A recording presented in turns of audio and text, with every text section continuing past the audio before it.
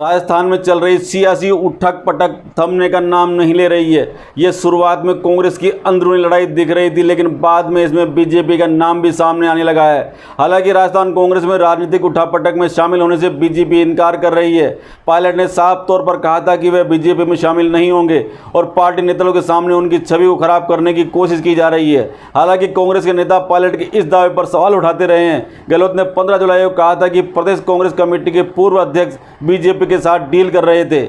आज 2018 के विधानसभा में बीजेपी महज 72 सीटें ही हासिल कर सकी थी, लेकिन आज भी उनमें से 45 से ज़्यादा विधायक कट्टर वसुंधरा समर्थक बनाए जाते हैं। खबर यह भी रही है कि बीजेपी आलाकमान की तरफ से वसुंधरा के लिए केंद्र में आने का ऑफर दिया गया था, लेकिन वो राजी नहीं हुई।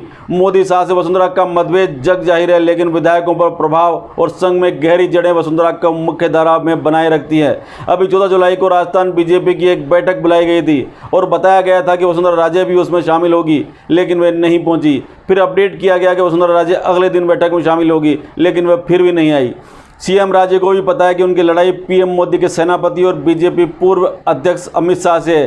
पिछली बार उन्हें पीछे से समर्थन देने वालों की लंबी फहरिस्त थी, लेकिन इस बार उन्हें लड़ाई अकेले अपने दम पर लड़नी होगी। हालिया राजनीति से वसुंधरा के दूरी बनाए रखने के दौरान मोर्चे पर सबसे आगे जोधपुर से सांसद और केंद्रीय मंत्री गजेंद्र सिंह शेखावत चल रहे थे, लेकिन राजस्थान के ऑडियो क्लिप विवाद में आरोप लगने के बाद केंद्रीय मंत्री गजेंद्र सिंह शेखावत अब एक और मुसीबत में फंसते नजर आ रहे हैं। जयपुर की एडीजे कोर्ट ने एक और मामले में केंद्रीय मंत्री गजेंद्र सिंह के खिलाफ जांच के आदेश दिए हैं। कोर्ट ने संजीवनी क्रेडिट कॉर्पोरेशन सोसाइटी घोटाला मामले में बाड़मेर निवासी गुमान सिंह और लाबू सिंह की रिविजनल को स्वीकार करते हुए जांच के आदेश दिए हैं। 3 अक्टूबर 1967 को राजस्थान में जन्मे गजेंद्र सिंह शेखावत वर्तमान में जल संसाधन मंत्री हैं। 30 मई 2019 को मोदी सरकार ने गजेंद्र सिंह को जल संसाधन, नदी विकास और गंगा कायाकल्प मंत्रालय की जिम्मेदारी सौंपी थी। इसके पहले मोदी सरकार के पहले कार्यकाल में 3 सितंबर 2017 को गजेंद्र को केंद्रीय राज्य मंत्री कृषि और कल्याण मंत्रालय दिया गया था। शेखावत ने 1992 में छात्र नेता के रूप में अपने राजनीतिक करियर की शुरुआत की थी। तब उन्हें जेएनयू विश्वविद्यालय में छात्र संघ के अध्यक्ष के रूप में चुना गया था। चुनावी राजनीति में प्रवेश करने से पहले शेखावत ने कई मंचों और संगठनों के कई पद संभाले।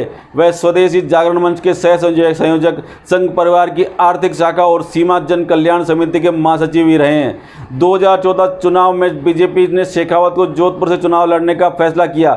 इस चुनाव में शेखावत ने 4 लाख से अधिक वोटों से जीत दर्ज की। वहीं 2019 लोकसभा चुनाव में गजेंद्र सिंह शेखावत ने राजस्थान के मुख्यमंत्री अशोक गहलोत के बेटे वैभव गहलोत को करीब 3.25 लाख वोटों से हराकर एक नया रिकॉर्ड कायम किया। गौरतलब है कि गजेंद्र सिंह शेखावत प्रधानमंत्री मोदी तथा गृह मंत्री अमित शाह के करीबी माने जाते हैं। राजस्थान की राजनीति में वसुंधरा राजे से अदावत के बाद केंद्रीय नेतृत्व गजेंद्र सिंह का नाम आगे करना चाह रहा है। 2 साल पहले गजेंद्र सिंह शेखावत को प्रदेश बीजेपी का अध्यक्ष बनाने की कोशिश भी इसी कड़ी का हिस्सा रही थी। ये वसुंधरा राजे ही रही जिनके विरोध के चलते गजेंद्र सिंह शेखावत को बीजेपी की कमान नहीं मिल सकी और फिर वसुंधरा राजे की सहमति मिलने के बाद ही सतीश पूनिया को प्रदेश भाजपा अध्यक्ष बनाया गया। वैसे अब तक तमाम उठापटक के बीच जो कुछ भी हो रहा है वो वसुंधरा राजे के पक्ष में ही हो रहा है। ऑडियो वायरल की जो भी हकीकत हो, गजेंद्र सिंह शेखावत के फंसने की खुशी वसुंधरा राजे खेमे में तो महसूस की जा रही होगी। वसुंधरा राजे को बंगला दिया जाने को जब मुख्यमंत्री गहलोत खुद बचाव कर रहे हैं तो ज़रूरत ही नहीं पड़ती आगे क्या बोलना है। ऑडियो टेप में भी लपेटे में वही आए जो वसुंधरा राजे के विरोधी गुट के हिस्सा थे।